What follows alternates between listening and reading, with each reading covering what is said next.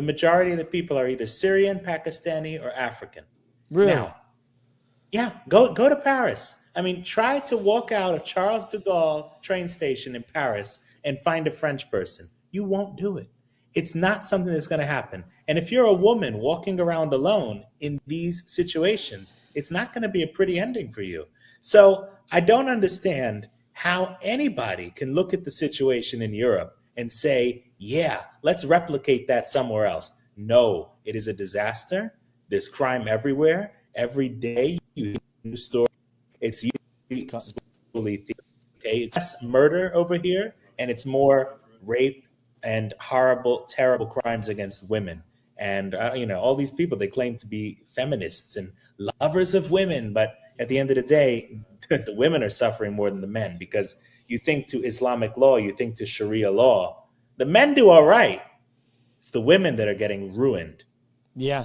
And, that's one of the things that I address, even with some of the most closest people to me who are liberal.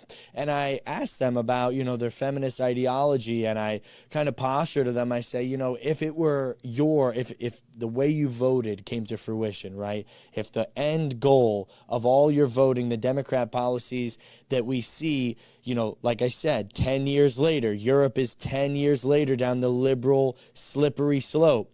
God bless Trump. We are now in the opposite direction. We have crawled out of the trench and we're headed towards the golden age. But I said, the end goal of all of your liberal policies is Europe. And so I said, if you vote liberal, if you vote Democrat in America, and you don't think that it's going to end up like Europe, you are out of your mind. You are living in a dystopian kind of fog, brain fog, cognitive dissonance. And so I said, do you want our society taken over by majority foreigners? And I ask this to people and they say, but in America, it's going to be different. In America, we have rights. I said, how can you look at every single France, Italy, Germany, Sweden, England, Australia, New Zealand, all of them instituted the same policies and they all have met the same ending.